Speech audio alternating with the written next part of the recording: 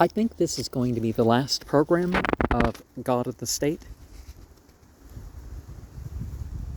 Metaphysics are reduced to psychology. Kind of like an Eckankar, right? All the metaphysical systems have been nothing else than human psychology developing itself in history. Today, it is no longer difficult to understand how the divine ideas were born, how they were created in succession by the abstractive faculty of man. Man made the gods, but in the time of Plato, this knowledge was impossible. The collective mind, and consequently the individual mind as well, even that of the greatest genius, was not right for that. Scarcely had it said with Socrates, "Know thyself." This self-knowledge existed only in a state of intuition. In fact, it amounted to nothing. Hence, it was impossible for the human mind to suspect that it was itself the sole creator of the divine world. It found the divine world before it. It found it as history, as tradition, as sentiment, as a habit of thought, and it necessarily made it the object of its loftiest speculations. Thus was born metaphysics, and thus were developed and perfected the divine ideas, the basis of spiritualism. Now, there's also experience beyond what you can sort of have others experience, right? It is true that after Plato, there was a sort of inverse movement in the development of the mind. Aristotle, the true father of science and positive philosophy, did not deny the divine world, but concerned himself with it as little as possible. He was the first to study, like the analyst and experimenter that he was, logic, the laws of human thought, and at the same time the physical world, not in its ideal, illusory essence, but in its real aspect. After him, the Greeks of Alexandria established the first school of the positive scientists. They were atheists, but their atheism left no mark on their contemporaries. Science tended more and more to separate itself from life. After Plato, divine ideas were rejected in metaphysics themselves. This was done by the Epicureans and skeptics, two sects who contributed much to the degradation of human aristocracy, but they had no effect upon the masses. Well, did they have no effect? Or was, like, people don't know Epicureanism or hedonism from just do what you wantism or mere pleasure seeking, because both of those things were more than that. And skepticism wasn't just denying everything. Another school, infinitely more influential, was formed at Alexandria. This was the school of the Neoplatonists. These, confounding on an impure mixture of the monstrous imaginations of the Orient with the ideas of Plato, were the true originators, and later, the elaborators of the Christian dogmas. Thus, the personal and gross egoism of Jehovah, the not less brutal and gross Roman conquest, and the metaphysical ideal speculation of the Greeks, materialized by contact with the Orient, were the three historical elements which made up the spiritualistic religion of the Christians.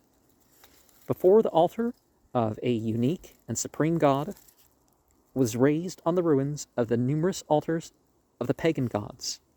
And I don't like using the word pagan and heathen and Gentiles like it's a different religion. It's not really appropriate. But basically, Christianity and Judaism translated some of the myths over. The autonomy of the various nations composing the pagan or ancient world had to be destroyed first. This was very brutally done by the Romans who, by conquering the greatest part of the globe known to the ancients, laid the first foundations, quite gross and negative ones, no doubt, of humanity. A God, thus raised above the national differences, material and social, of all countries, and in a certain sense, the direct negation of them, must necessarily be an immaterial and abstract being, but faith in the existence of such a being So difficult a matter could not spring into existence suddenly. Consequently, as I have demonstrated in the appendix, it went through a long course of preparation and development at the hands of Greek metaphysicians, which were the first to establish in a philosophical manner the notion of the divine idea, a model eternally creative and always reproduced by the visible world. Now, did I share the appendix as part of interludes? I think I did. But the divinity conceived and created by Greek philosophy was an impersonal divinity. No logic and serious metaphysics being able to rise, are, rather, to descend to the idea of a personal God. It became necessary, therefore, to imagine a God who is one and very personal at once. He was found in the very brutal, selfish, and cruel person of Jehovah. Well, when they turned him into a male and some of the ideas that people have. The national God of the Jews. But the Jews, well, they couldn't pronounce the letter J, or they didn't pronounce it in their language, either one. But the Jews, in spite of that exclusive national spirit which distinguishes them even today, had become, in fact, long before the birth of Christ, the most international people of the world. Well, that's this kind of overstatement. What about the Zoroastrians, right? Weren't they not so confined as the Jews were?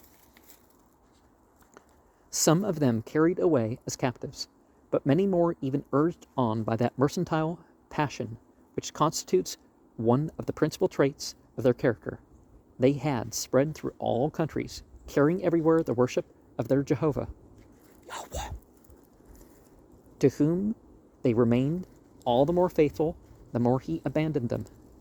Well, the favor was conditional, right? The favor was actually the opportunity. And if the opportunity went away, there were consequences. Or the opportunity was misused. In Alexandria, this terrible god of the Jews made the personal acquaintance of metaphysical divinity of Plato, already much corrupted by Oriental contact, and corrupted her still more by his own.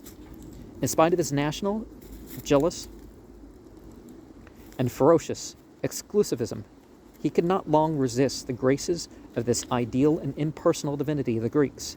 He married her, and from this marriage was born the spiritualistic, but not spirited, God of the Christians.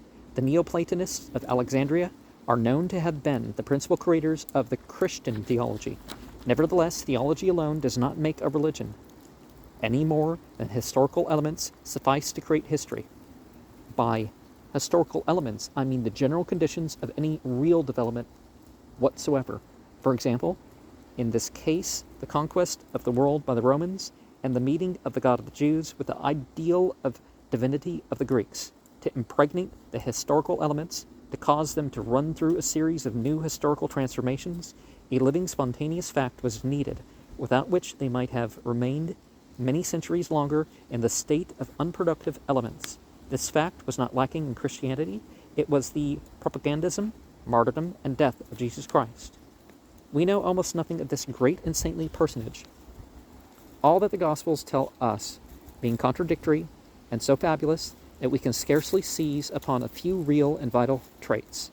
But it is certain that he was the preacher of the poor, the friend and consoler of the wretched, of the ignorant, of the slaves, and of the women, and that by these last he was much loved. He promised eternal life to all who are oppressed, to all who suffer here below, and the number is immense. He was hanged, as a matter of course, by the representatives of the official morality and public order of that period. And see, a lot of it's not just modern or whatever, it's just what's decided. One thing will be made legal and that'll be made illegal, and another thing, like in my country, they particularly make laws to put people in jails. His disciples and the disciples of his disciples, succeeding in spreading, thanks to the destruction of the national barriers by the Roman conquest, and propagated the gospel in all the countries known to the ancients. Everywhere they were received with open arms by the slaves and the women, the two most oppressed. It actually tended to take a lot longer than is narrated in church. Is most suffering, and naturally also the most ignorant classes of the ancient world. Well, in my country, it tends to be the most educated and the most ignorant because they've been educated, not learned, educated. So they've been programmed towards a certain direction. For even such few proselytes as they made in the privileged and learned world, they were indebted in great part to the influence of women. Their most extensive propagandism was directed almost exclusively among the people unfortunate and degraded by slavery. This was the first awakening, the first intellectual revolt of the proletariat. The great honor of Christianity, its uncontestable merit, and the whole secret of its unprecedented and yet thoroughly legitimate triumph lay in the fact that it appealed to the suffering and immense public, to which the ancient world, a strict and cruel intellectual and political aristocracy, denied even the simplest rights of humanity. Otherwise, it never could have spread. The doctrine taught by the apostles of Christ, wholly consoling as it may have seemed to the unfortunate, was too revolting, too absurd from the standpoint of human reason, ever to have been accepted by enlightened men. According with what joy the apostle Paul speaks of the scandale de la foi and of the triumph of that divine folly, rejected by the powerful and wise of the century, but all the more passionately accepted by the simple, the ignorant, and the weak-minded. Well, sometimes it's because you're so strong, you figure, oh, I can take it, and all that other stuff, that you end up in problems.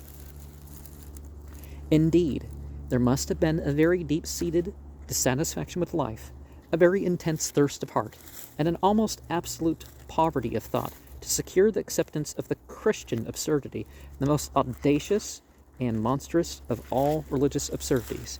This was not only the negation of all the political, social, and religious institutions of antiquity, it was the absolute overturn of common sense, of all human reason. Well, common sense isn't as thorough in what we should know just by existing as people think it is. The living being, the real world, were considered thereafter as nothing, or as the product of man's abstractive faculty, the last and supreme abstraction, in which is this faculty far beyond existing things, even beyond the most general determinations of the living being, the ideas of space and time having nothing left to advance beyond, rests in contemplation of his emptiness and absolute immobility. That abstraction, that caput mortem, absolutely void of all contents, the true nothing, God, well, not a father, not a child, not like anything else in anything, is proclaimed the only real, eternal, all-powerful being. The real all is declared nothing, and the absolute nothing, the all. The shadow becomes the substance, and the substance vanishes like a shadow. Now, in psychology, a shadow is not necessarily something bad or something, it's just that thing beyond your awareness, right? I'm well aware that in the theological and metaphysical systems of the Orient, and especially those of India, including Buddhism, we find the principle of the annihilation of the real world in favor of the ideal and of absolute abstraction. Islam, for example, is like the only major faith I can think of that fully accepts the objective world. But it has not the added character of voluntary and deliberate negation which distinguishes Christianity. When those systems were conceived, the world of human thought, of will, and of liberty had not reached that stage of development which was afterwards seen in the Greek and Roman civilization. Well, things are seen elsewhere, and there's a lot of side notes I could add to this that I'm not adding, but, an influence is one of those things. A lot more things influence things than people think. All this was audacity and absurdity unspeakable. The true scandale de la foi, the triumph of credulous stupidity over the mind for the masses, and for a few, the triumphant irony of a mind wearied, corrupted, disillusioned, and disgusted in honest and sincere search for truth. It was that necessity of shaking off thought and becoming brutally stupid so frequently felt by surfeited minds. I myself, in my own search, was like, this can't be it. There's got to be something more pure in thought. There's something that fills in this thing over here. Something's missing. It's something without these flaws, you know. Credo quod absurdum. I believe in the absurd. I believe in it precisely and mainly because it is absurd. In the same way many distinguished and enlightened minds in our day believe in animal magnetism, spiritualism, tipping tables, and why go so far? Believe still in Christianity, in idealism, in God. Now, the aura, for example, the aura is light, heat, moisture, and magnetism. It's actually an objective reality. Now, people judge it like I remember I went to somewhere, and this one guy, after seeing all these people, most of them people who worked full day, some of them worked extra shifts or something like that, stopping in for a prayer service, and their auras were dark, so that's a bad judgment about them. It's like, no, dude, they just got done working to support themselves, to support their families and stuff like this, are their in-between tasks, you know, because some people have stuff to do before bed other than just, you know, attend a prayer and go to sleep.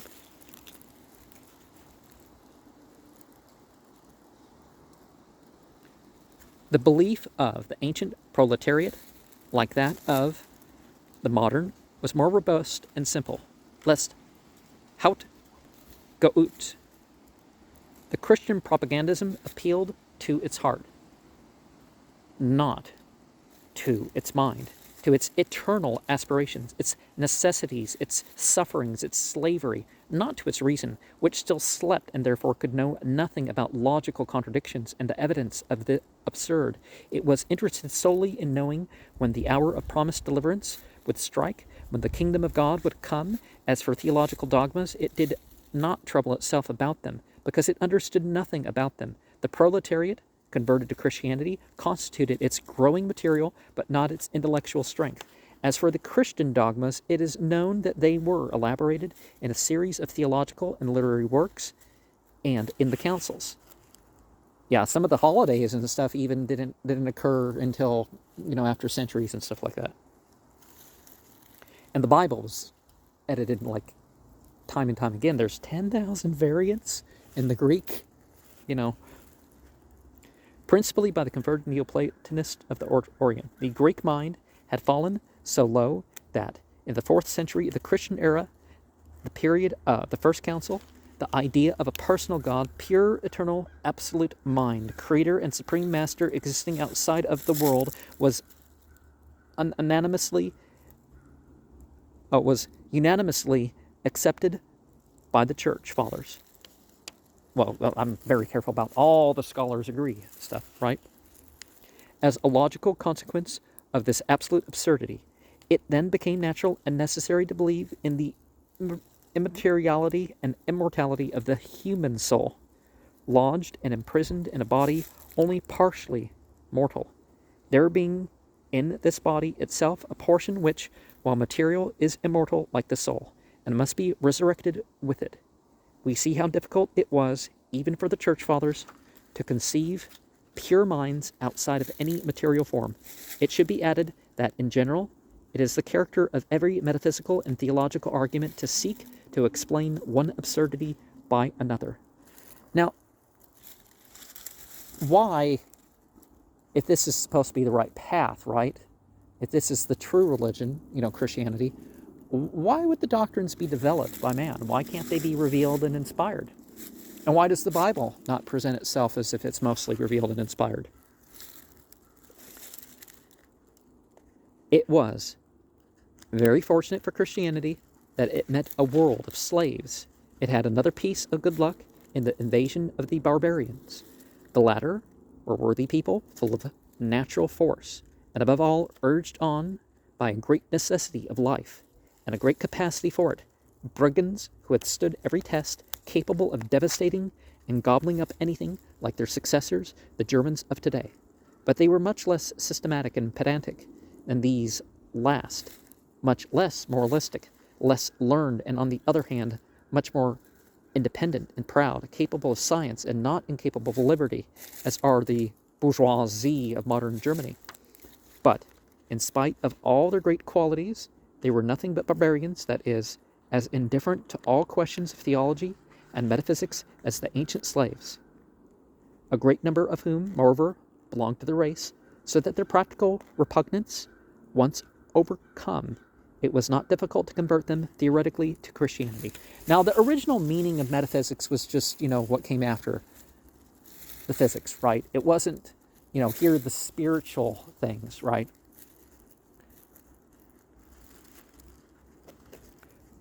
For 10 centuries, Christianity, armed with the omnipotence of church and state, or at least the projection of omnipotence, opposed by no competition, was able to deprave, debase, and falsify the mind of Europe. It had no competitors because outside of the church, there were neither thinkers nor educated persons. Well, there was, but, it was a secret. Or, there was persecution of them. It alone thought. It alone spoke and wrote. It alone taught. Though heresies arose in its bosom, they affected only the theological, practical developments of the fundamental dogma, never that dogma itself. The belief in God, pure spirit, and the creator of the world, and the belief of the immortality of the soul remained untouched. This double belief became the ideal basis of the whole Occidental and Oriental civilization of Europe. It penetrated and became incarnate in all the institutions, all the details of the public and private life of all classes, and the masses as well. After that, is it surprising that this belief has lived until the present day, continuing to exercise its disastrous influence even upon select minds, such as those of Mazzini, Michelet, Quinet, and so many others? We have seen that the first attack upon it came from the Renaissance of the free mind in the 15th century of the Common Era, which produced heroes and martyrs like Vanini, Giordano Bruno, and Galileo. Although drowned in the noise, tumult, and passion of the Reformation, it noiselessly continued its invisible work, bequeathing to the noblest minds of each generation its task of human emancipation by the destruction of the absurd, until at last, in the latter half of the 18th century, it again reappeared in broad day, boldly waving the flag of atheism and materialism. Now, I have yet to have a long conversation with somebody that at the end I would say that they were atheists. It turns out, they just don't accept the authority of religion, but the idea they don't believe in a soul or a God or that sort of thing, those things are always there. There might be some exception. I just haven't encountered it out of the thousands of people I've talked about spiritual matters. The human mind, then, one might have supposed, was at last about to deliver itself from all the divine obsessions, not at all. The divine falsehood upon which humanity had been feeding for 18 centuries, speaking of Christianity only, was once more to show itself more powerful than human truth, no longer able to make use of the black tribe, of the ravens consecrated by the church, of the Catholic or Protestant priests. All confidence in whom had been lost, it made use of lay priests, short-robed liars and sophists. Well, sometimes they didn't know they were saying something not true, right? But there's speculators everywhere, among whom the principal roles developed among two fatal men. One, the falsest mind, the other, the most doctrinally despotic will of the last century, J.J. Rousseau and Robespierre. Or is it Robespierre? Feel free to correct me about my pronunciation. The first is the perfect type of narrowness and suspicious meanness, of exaltation without other object than his own person, of cold enthusiasm and hypocrisy at once sentimental and implacable, of the falsehood of modern idealism, he may be considered as the real creator of modern reaction. To all appearance, the most democratic writer of the 18th century, he bred within himself the pitiless despotism of the statesman. He was the prophet of the doctrinaire state, as Robespierre, his worthy and faithful disciple, tried to become its high priest, having heard the saying of Voltaire that if a God did not exist, it would be necessary to invent him. J.J. Rousseau invented the supreme being, the abstract and sterile God of the deists. And, well, sometimes the deists just have the same sort of ideas about deity, except the one where you have to obey some commandment or something like that, or that the prophets really counted or something. And it was in the name of the supreme being and of the hypocritical virtue commanded by this supreme being that Robespierre guillotined first the Hébertists and then the very genius of the revolution, Danton, in whose person he assassinated the Republic, thus preparing the way for the thenceforth necessary triumph of the dictatorship of Bonaparte I. After this great triumph, the idealistic reaction sought and found servants less fanatical, less terrible, nearer to the diminished stature of the actual bourgeoisie in France. Chateaubriand, Lamartine, and, shall I say it, why not, all must be said if it is truth. Victor Hugo himself, the Democrat, the Republican, not the modern party thing, right?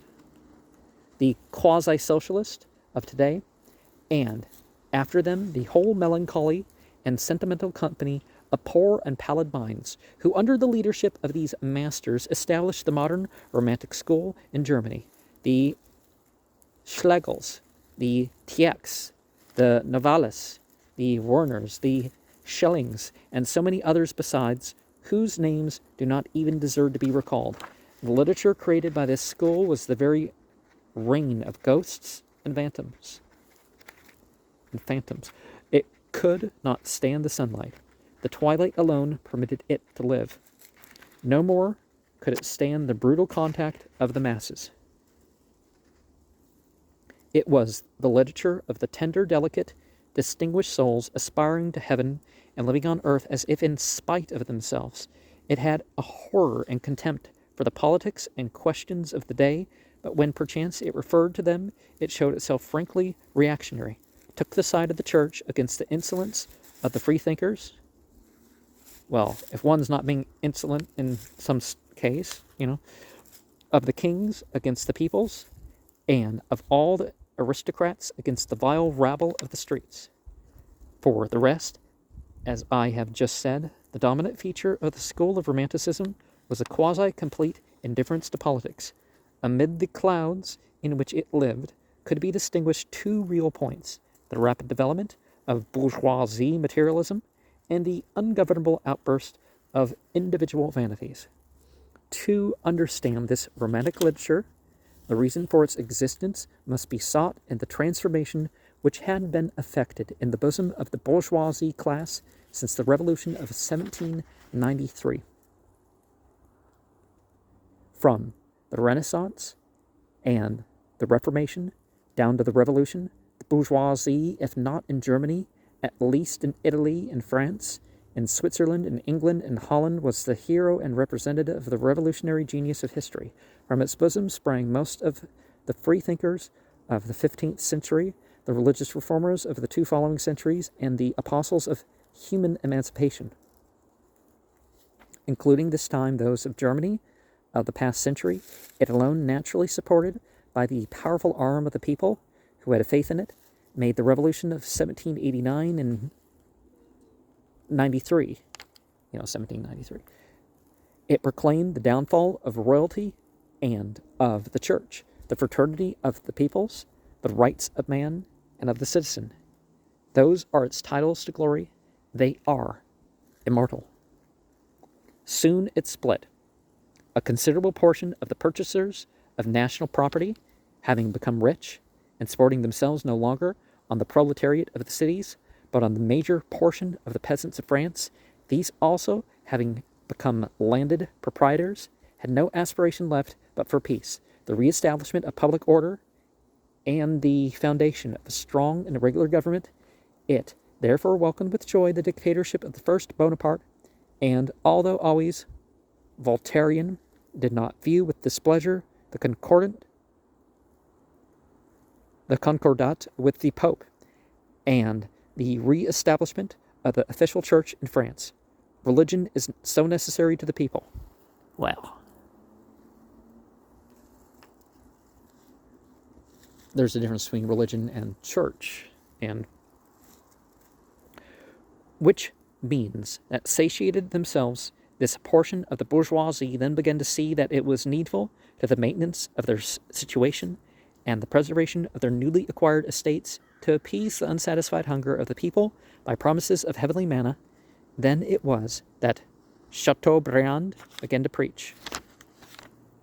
It seems to me useful to recall at this point an anecdote, one, by the way, well known and thoroughly authentic, which sheds a very clear light on the personal value of this warmer over of the Catholic beliefs and on the religious sincerity of that period. Chateaubriand submitted to a publisher a work of attacking faith. The publisher called his attention to the fact that atheism had gone out of fashion, that the reading public cared no more for it, and that the demand, on the contrary, was for religious works. Chateaubriand withdrew, but a few months later came back with his Genius of Christianity. And, well, so many things, people can turn things towards one side or the other. It's up to their choice, right? But a lot of this, there's not the trend. It's like, no, the publisher or whatever doesn't want to support this. They could actually have more of an effect. And nowadays, so much of music and books and stuff like this don't make the profit. It's just you pad things, and overall they make a profit. But, most of the projects don't. So they get enough stuff out there that... Napoleon fell, and the Restoration brought back into France the legitimate monarchy, and with it the power of the church and of the nobles who reigned, if not the whole, at least a considerable portion of their former influence. This reaction threw the bourgeoisie back into the revolution, and with the revolutionary spirit of skepticism also was reawakened in it. It set Chateaubriand aside and began to read Voltaire again, but it did not go so far as Diderot. Its debilitated nerves.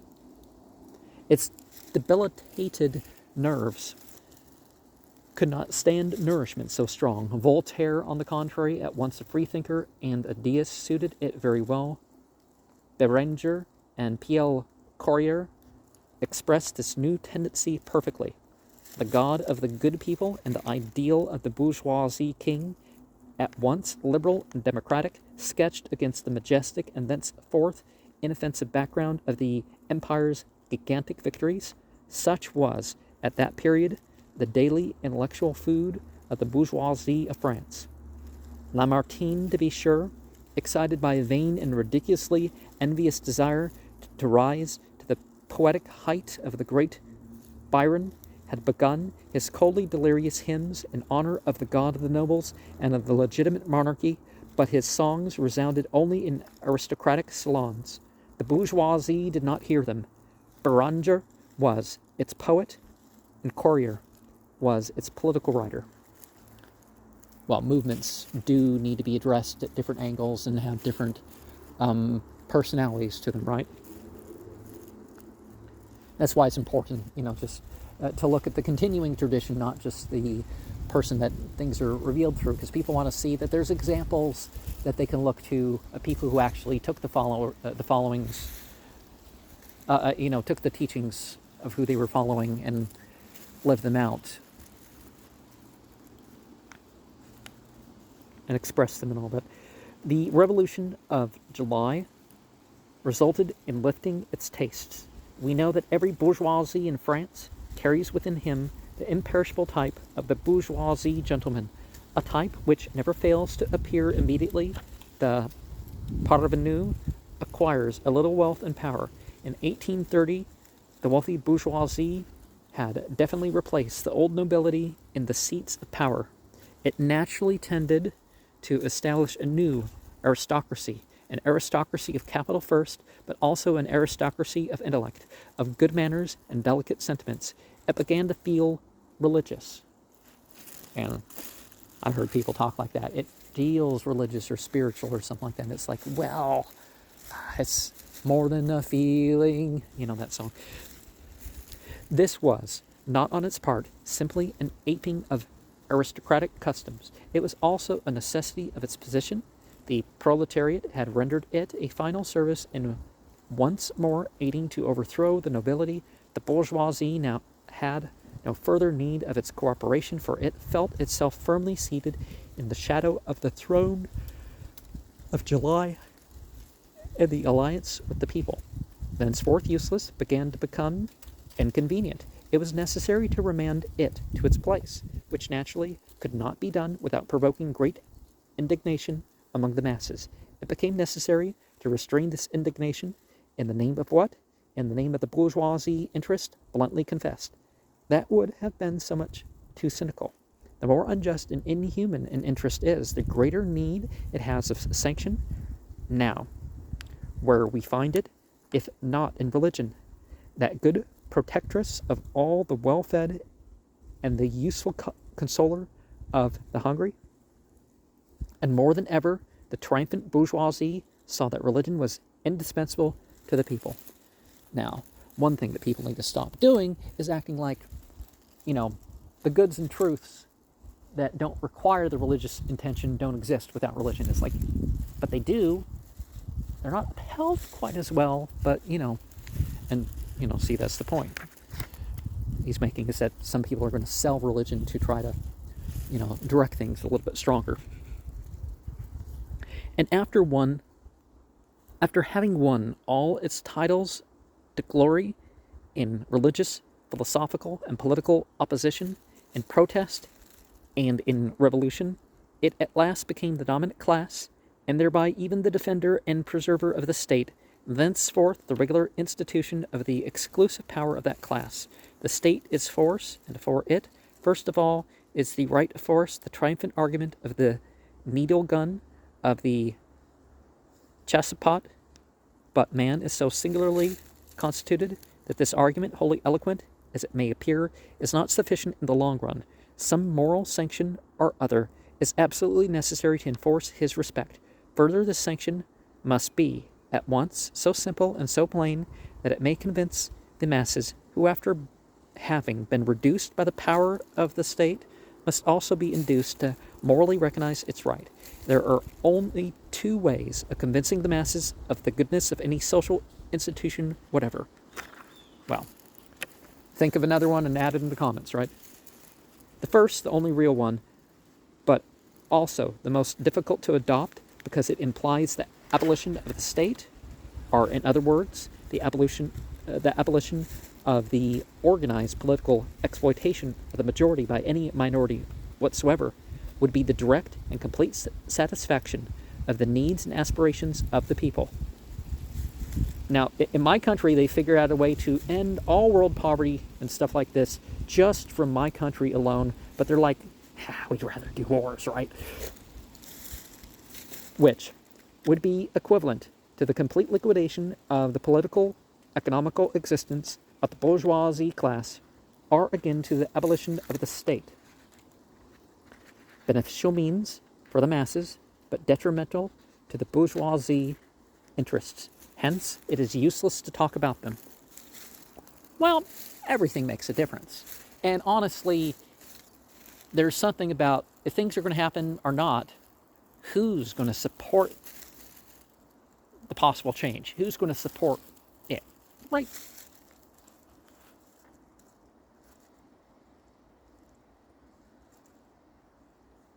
The only way, on the contrary, harmful only to the people, precious in its salvation of bourgeoisie privileges, is no other than religion. That is the eternal mirage which leads away the masses in a search for divine treasures, while much more reserved, the governing class contents itself with dividing among all its members very unequally, moreover, and always giving most to him who possesses most, the miserable goods of the earth, and the plunder taken from the people, including their political and social liberty. Now, a lot of people talk about this, some stuff that's going on, and we know how miserable a lot of these people that are merely rich and famous are. So let's not think that this is, going to necessarily give us the best life. Oh, it can help towards certain stuff. I'm not saying turn away the world. There cannot be a state without religion. Take the freest states in the world, the United States of America or the Swiss Confederation, for instance, and see what an important part is played in all official discourses by divine providence, that supreme sanction of all states. Now, the beliefs of those in power are always operated through the government. Maybe not as directly, them not admitting whatever, but you know that's how it works. But whenever a chief of state speaks of God, be he William I, the Germanic Emperor, or Grant, the President of the Great Republic, be sure that he is getting ready to shear once more his people flock. Yes, we can. The French liberal and Voltairean bourgeoisie, driven by temperament to a positivism, not to say a materialism, singularly narrow and brutal, having become the governing class of the state by its triumph in 1830, had to give itself an official religion. It was not an easy thing. The bourgeoisie could not abruptly go back under the yoke of Roman Catholicism. Between it and the Church of Rome was an abyss of blood and hatred. And however practical and wise one becomes, it is never possible to repress a passion developed by history. Moreover, the French bourgeoisie would have covered itself with ridicule if it had gone back to the church to take part in the pious ceremonies of its worship. An essential condition of a meritorious and sincere conversion, several attempted it is true, but their heroism was rewarded by no other result than a fruitless scandal. Finally, a return to Catholicism was impossible on account of the insolvable contradiction which separates the invariable politics of Rome from the development of the economical and political interests of the middle class. In my country, under 2 presidents ago, we switched from being 80% middle class to 80% lower class. And they talk like the people who need 3 jobs to support themselves like they used to. That's... Well, some people are middle class because they have 3 jobs. And if you have less than 3 jobs, In this respect, Protestantism is much more advantageous. It is the bourgeoisie religion par excellence. It accords just as much liberty as is necessary to the bourgeoisie and finds a way of reconciling celestial aspirations with the respect which terrestrial conditions demand. Consequently, it is, especially in Protestant countries, that commerce and industry have been developed. But it was impossible for the French bourgeoisie to become Protestant. Well, yeah, if you train people to be capitalists, then certain religious tendencies are going to be more likely to happen, right? To pass from one religion to another, unless it be done deliberately, as sometimes in the case of the Jews of Russia and Poland, who get baptized 3 or 4 times in order to receive each time the remuneration allowed them to seriously change one's religion, a little faith is necessary. Now, in the exclusive positive heart of the French bourgeoisie, there is no room for faith. He professes the most profound indifference for all questions which touch neither his pocket first nor his social vanity afterwards. He is as indifferent to Protestantism as to Catholicism. On the other hand, the French bourgeoisie could not go over to Protestantism without putting himself in conflict with the Catholic routine of the majority of the French people, which would have been great imprudence on the part of a class pretending to govern the nation, there was still one way left: to return to the humanitarian and revolutionary religion of the 18th century, but that would have led too far. So the bourgeoisie was obliged, in order to sanction its new state, to create a new religion which might be boldly proclaimed without too much ridicule and scandal by the whole bourgeoisie class. And nowadays they, put the celebrity and some sort of media way out there, these fake social justice warriors, right? Thus was born doctrinaire deism. Others have told much better than I could tell it the story of the birth and development of this school, which had so decisive, and we may well add, so fatal an influence on the political, intellectual, and moral education of the bourgeoisie youth of France. It dates from Benjamin Constant and Madame de Staël. Its real founder was Royer Collard. Its apostles, Guizot, Cousin, Villemain, and many others. Its boldly avowed object was the reconciliation of revolution with reaction, are to use the language of the school of the principle of liberty with that of authority, and naturally to the advantage of the latter. This reconciliation signified in politics the taking away of popular liberty for the benefit of the bourgeoisie rule, represented by the monarchical and constitutional state. In philosophy, the deliberate submission of free reason to the eternal principles of faith. We have only to deal here with the latter. Now, Islam and some other religions will tell you that your surrender to God, well, it has to be actually surrendered to God. If it's just outer, it's, it loses almost its entire value, right? That's why there's no forced conversions in this, in the Islamic world. I'm not saying that people who have been Muslim have not tried to force people or something. It's just not part of the religion. It's not part of the Islamic culture. And here again is why he makes the point using Christianity, because Christianity definitely allows forced conversion and forced conversion and coercion at the very least. Whoever doesn't make me Lord, bring them here and kill them, right? That's what they say in the Bible. We know that this philosophy was specially elaborated by M. Cousin, the father of French eclecticism, a superficial and pedantic talker, incapable of any original conception of any idea peculiar to himself, but very strong on commonplace, which he confounded with common sense. This illustrious philosopher, learnedly prepared for the use of his studious youth of France a metaphysical dish of his own making, the use of which, made compulsory at all schools of the state under the university, condemned several generations, one after the other, to a cerebral indigestion.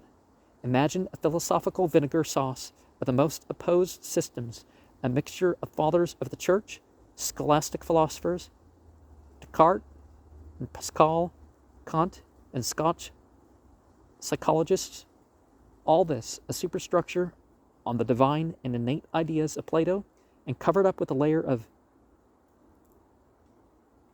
Hegelian eminence, accompanied of course by an ignorance as contemptuous as it is complete of natural science, and proving just as 2 times 2 makes 5 the existence of a personal God. And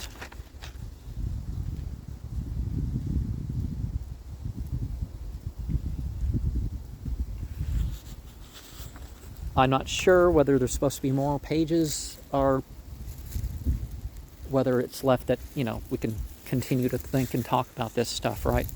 Because remember, there was mention of a few pages of this document that was lost before it got a chance to be published.